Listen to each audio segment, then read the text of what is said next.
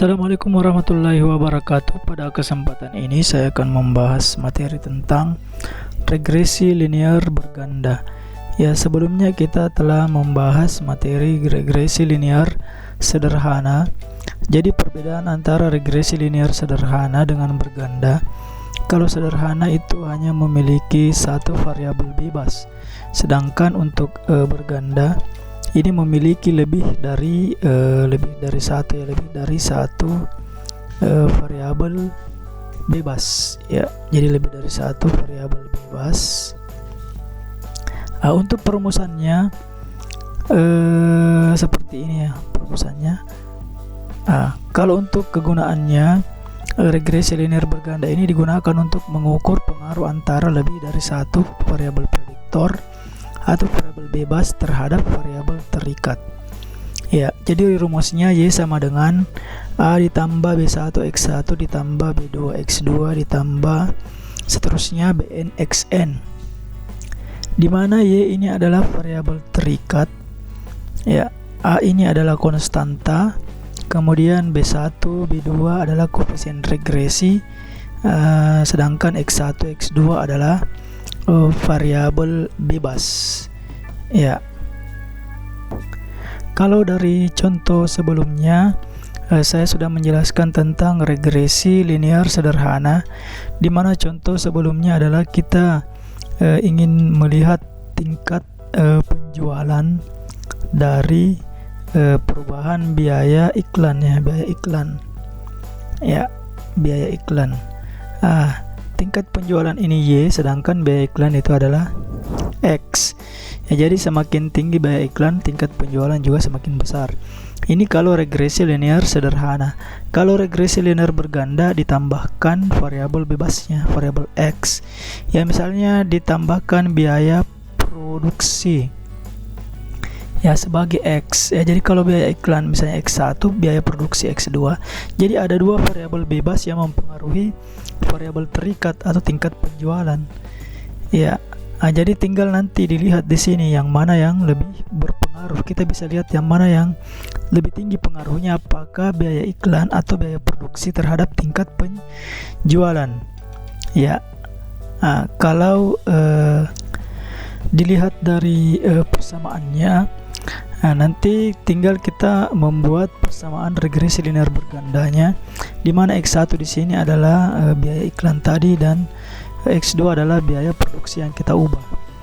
Tapi sebelumnya kita harus mencari nilai A, nilai B1 dan nilai B2. Jika variabel bebasnya itu hanya ada dua, berarti hanya sampai B2 X2. Ya, kalau tiga variabel ya berarti sampai B3 X3 sampai seterusnya Bn Xn. Ya, jadi cara penyelesaiannya mirip dengan regresi linear sederhana. Ya, kita buat tabel terlebih dahulu. Ya, jadi misalnya ada contoh soal seperti ini. Seorang manajer pemasaran deterjen ingin mengetahui apakah promosi harga berpengaruh terhadap keputusan konsumen dalam membeli produk. Ya, promosi dan harga, ya. Jadi ada dua di sini variabel bebas, yaitu promosi dengan harga. Jadi promosi dengan harga ini kita bisa ubah-ubah nilainya. Iya. Yang variabel terikat ini adalah keputusan konsumen. Ya, jadi di sini ada 10 data, berarti N-nya nanti itu sama dengan 10 atau 10 responden. Ya, jadi untuk biaya promosi misalnya 10. Ya, kita menggunakan angka-angka yang sederhana saja, ya. Misalnya biaya promosinya di sini 10, kemudian harganya 7, keputusan konsumen itu adalah 23. Ya, kemudian jika biaya promosinya ini diturunkan jadi 2 misalnya, harganya juga turun, ternyata keputusan konsumen juga lebih rendah, yaitu 7. Ya, ketika biaya promosi dinaikkan 4, harga diturunkan jadi 2, ternyata keputusan konsumen itu naik. Ya, kemudian promosi 6, harga 4, keputusan konsumen 17. Nah, jadi di sini dari data-data ini kita bisa lihat bahwa semakin besar ini maksudnya ketika biaya promosi dan harga kita ubah, ya maka keputusan konsumen itu juga berubah. Ya, ketika harga diturunkan, itu keputusan konsumen juga ikut berubah. Ya, begitu pula dengan ketika harga dinaikkan, ya biaya promosi diturunkan atau dinaikkan, itu keputusan konsumen juga berubah. Ya, misal kita lihat dari data ini, biaya promosi 10, ya harga 7, keputusan konsumen 23. Ya, ketika promosi diturunkan jadi 8, ya harga kita turunkan dari 7 menjadi 4. Ternyata keputusan 6, ternyata keputusan konsumen ini tetap 23. Ya, artinya apa? Meskipun kita turunkan harga, ya itu keputusan konsumen tetap. Ya, karena biaya promosi ternyata kita turunkan juga ya. Jadi harga di sini bukan satu-satunya penentu keputusan konsumen. Iya, coba kita lihat data yang lain. Harga kita turunkan lagi jadi 3. Ya, ternyata keputusan konsumen itu turun ya, meskipun harga sudah kita turunkan. Ya, kenapa bisa seperti itu? Karena biaya promosinya ternyata sedikit. Ya, hanya 2. Nah, jadi di sini harga dan promosi ini berpengaruh ya terhadap keputusan konsumen. Ya, jadi dua-duanya berpengaruh. Tinggal kita lihat nanti yang mana yang paling besar pengaruhnya, sehingga kita bisa membuat kebijakan ya. Apakah harga yang kita turunkan atau promosi yang kita naikkan? Ya, jadi dari data-data ini, setelah kita membuat persamaan regresinya, kita bisa tahu kebijakan apa yang paling tepat. Apakah kebijakan untuk menurunkan harga ataukah kebijakan untuk menaikkan biaya promosi? Ya, jadi langkah-langkah penyelesaiannya sebagai berikut. Ya, langkah yang pertama adalah membuat tabel pembantu. Ya, jadi tabel pembantunya sama dengan atau mirip dengan untuk tabel pembantu regresi linear sederhana. Ya, tapi bedanya kita menambahkan beberapa kolom. Ya, jadi di sini respondennya ada 10, jadi n-nya sama dengan 10. Kemudian X1 ini adalah ya, jadi berdasarkan data. X1 ini biaya promosi, X2 adalah harga. Iya. Dan keputusan konsumen itu adalah Y. Ya, data ini tinggal kita masukkan ke dalam tabel pembantu. Ya, setelah kita buat 3 kolom tadi, X1, X2 dan Y berdasarkan dari soal, ya kita buat kolom X1Y. Nah, kita buat kolom X1Y yaitu X1 dikali Y. Ya, jadi X1 nya 10, X2 nya 7, Y nya 23. X1 dikali Y berarti 10 kali 23 itu 230. Kemudian kita buat lagi X2Y. Ya, X2 dikali Y, 7 kali 23 itu 161. Kemudian kolom yang ketiga X1 dikali X2, 10 dikali 7 itu 70. Ya, kemudian X1 kuadrat, ini yang kita kuadratkan X1 kali X1 itu 100. X1 kuadrat. Kemudian X2 kuadrat, 7 dikali 7 49. Ya. Begitu pula seterusnya ya. Ya, jadi ini X1 dikali Y, 2 dikali 7 itu 14. Ya, kemudian X2 dikali Y, 3 dikali 7 21.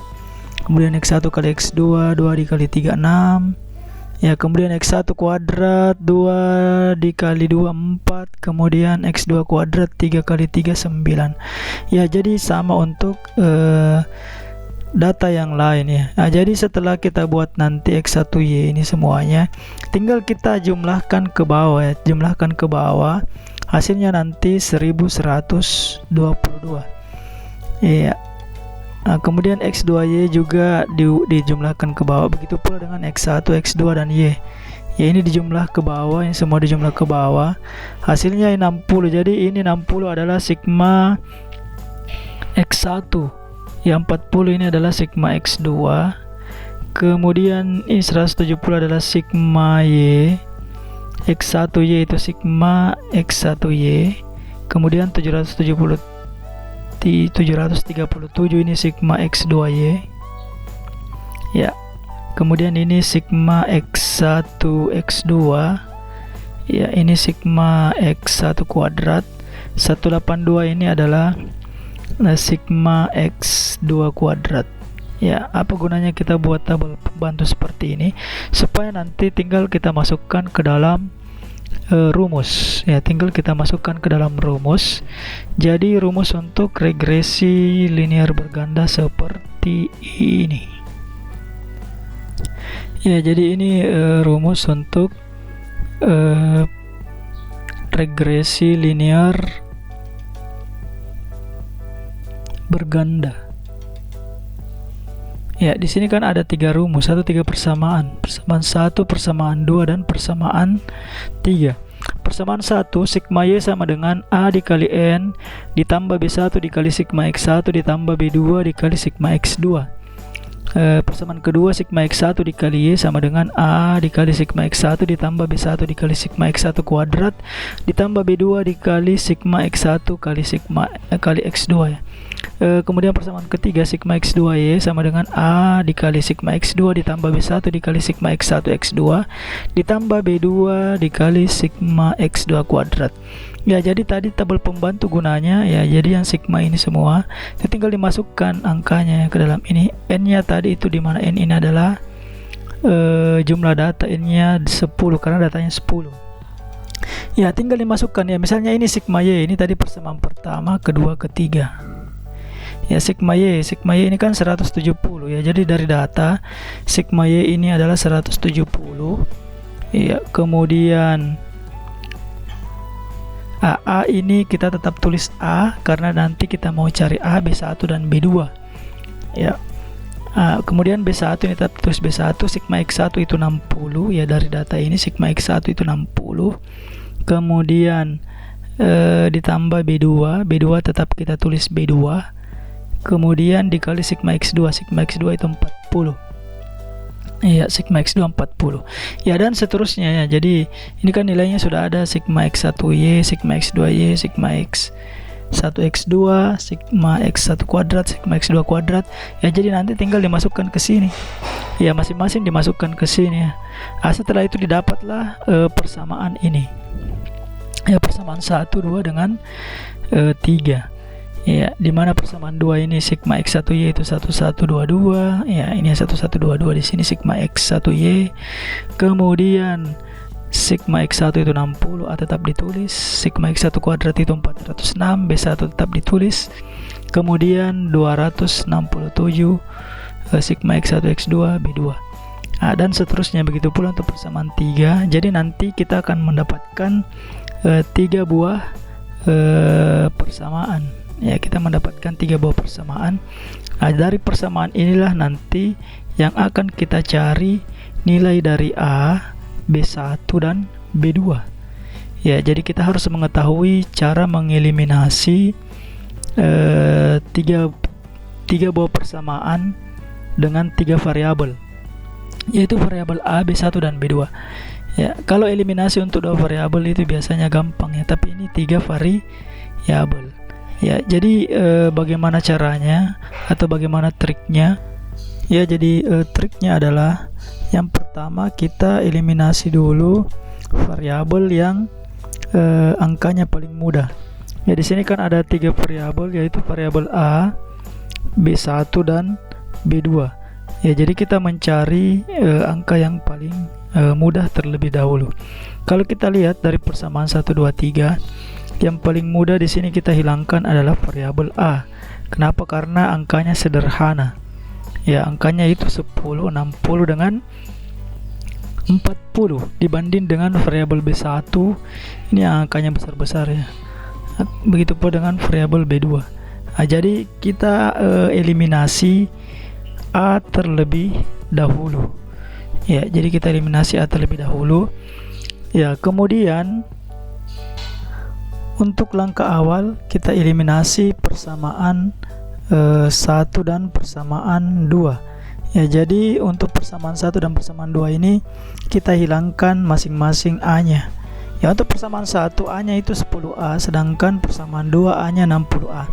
Jadi supaya A-nya sama dan bisa nanti dikurangkan supaya A ini habis. Jadi persamaan 1 ini kita kali 6 ya, supaya jadi ini sama dengan 60. Jadi sudah sama antara persamaan 1 dan persamaan 2 variabel A nya ya. Jadi yang persamaan 1 ini kita kali 6, persamaan 2 kita kali 1 ya. Persamaan 1 kita kali 6, persamaan 2 kita kali 1, supaya A nya ini sama-sama 60 ya. Kalau sama-sama 60 tinggal kita kurangkan, jadi hasilnya 0 atau A nya habis ya.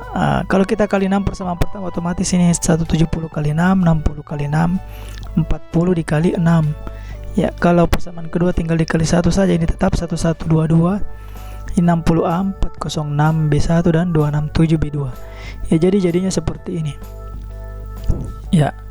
Jadi setelah kita kali 1 ya, persamaan 1 tadi kita kali 6, jadi 170 kali 6 itu 1020 atau 1020. Ini sudah sama-sama 60.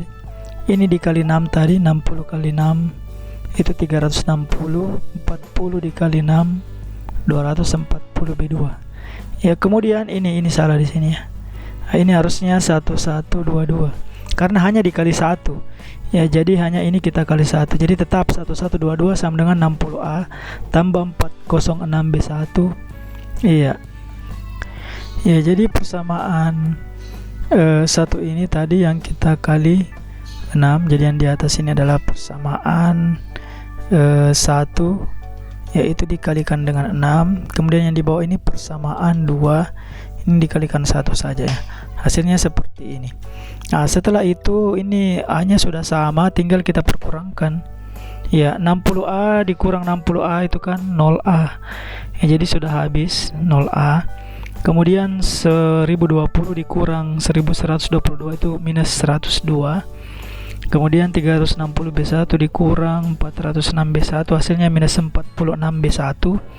Kemudian ditambah 240B2 dikurang 267B2, hasilnya minus 27B2 ya. Sehingga minus 102 sama dengan minus 46B1 dikurang 27B2 ya. Itu adalah persamaan yang keempat. Jadi kita buat persamaan baru di mana hanya dua variabel, hanya B1 dan B2. A nya sudah hilang. Oke ya. Selanjutnya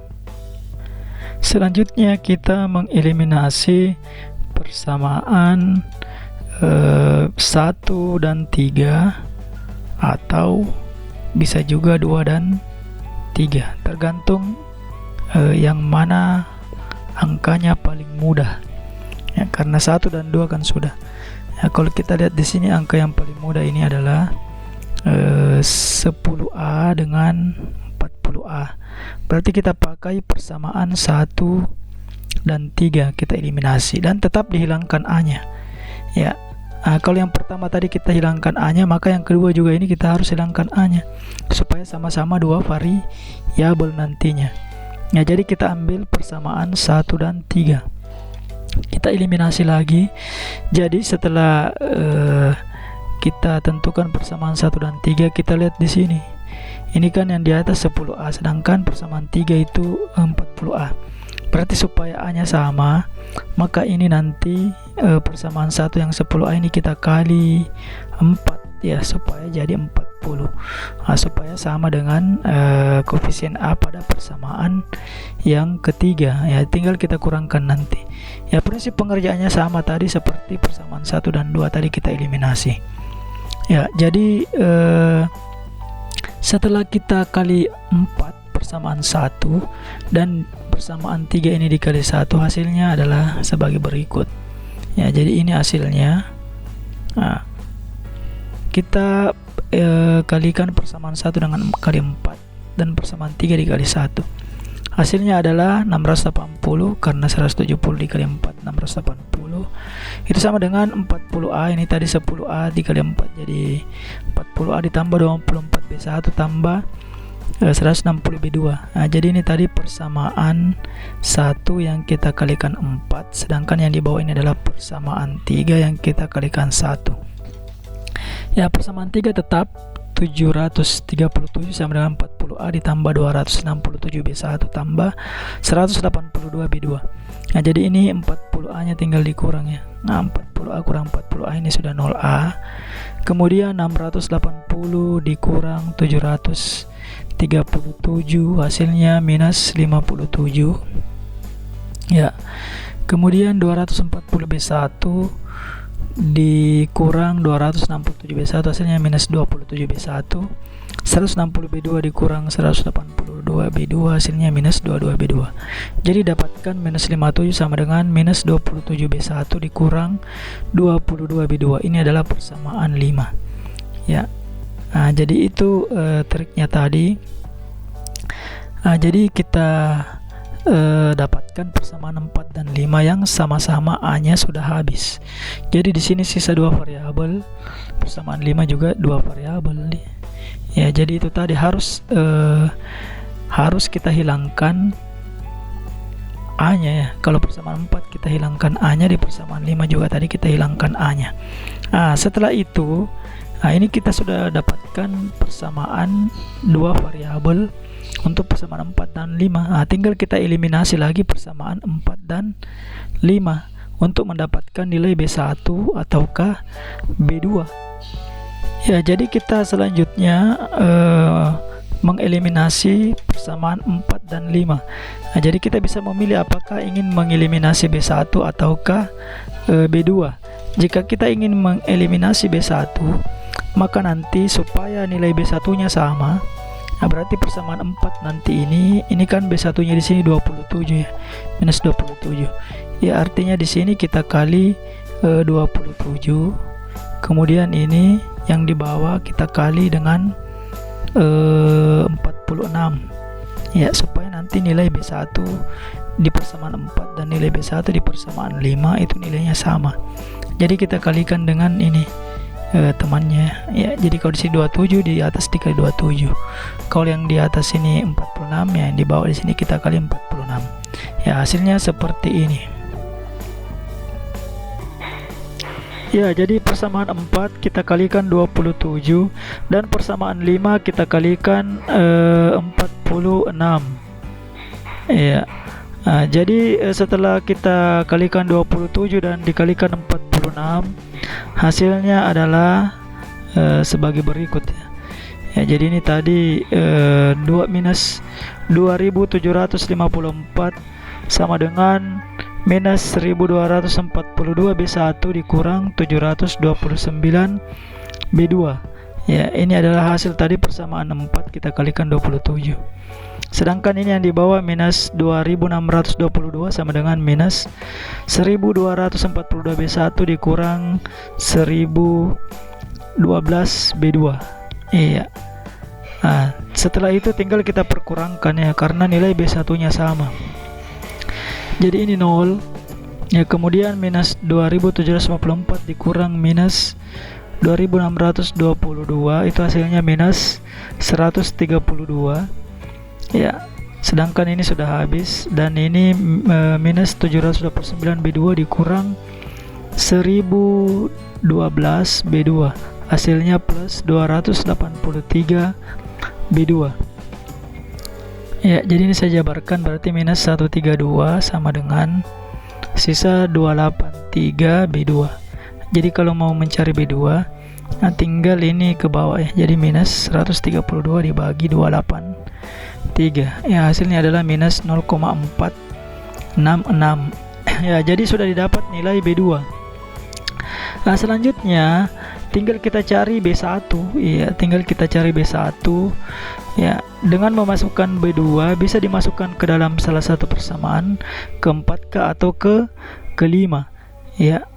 Yang tadi sudah kita dapatkan persamaan 4 atau 5. Jadi misalnya kita masukkan ke persamaan yang ke 4 misalnya ya. Persamaan 4 itu minus 102 sama dengan minus 46 B1 kurang 27 B2 ya. Tinggal B2 nya tinggal kita masukkan di sini ya. Jadi kita masukkan ke salah satu persamaan ini ya, ke 4K atau ke 5 ya.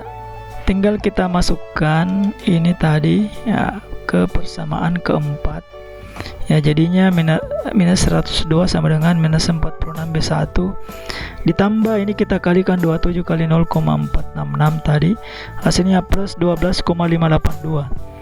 Ya, berarti ini ke kiri berarti plus 46 B1 kurang 102 pindah ke sini berarti dijumlah ya. Sama dengan 114,582. Ya, jadi ini tadi ini 46 B1 sama dengan ya 102 ditambah 12,582 jadinya 114,582. Ya, maka B1 sama dengan ya, kalau kita mau cari B1 berarti 114,582 itu dibagi dengan 46, hasilnya adalah ini ya. Ya, B1 nya didapat 2,4909. Ya, setelah didapat B2 dan B1, tinggal kita mencari nilai A. Iya, tinggal kita mencari nilai A. Itu bisa dimasukkan ke persamaan 1 kah, atau 2 atau 3. Ya, misalnya kita masukkan persamaan 1. Ya, persamaan 1 tadi itu adalah 170 sama dengan 10A ditambah 60 B1 ditambah 40 B2. Tinggal kita masukkan B1 dan B2. Ya, berarti 170 sama dengan 10A ditambah 60 kali 2,4909 ditambah 40 dikali B2 nya minus 0,466.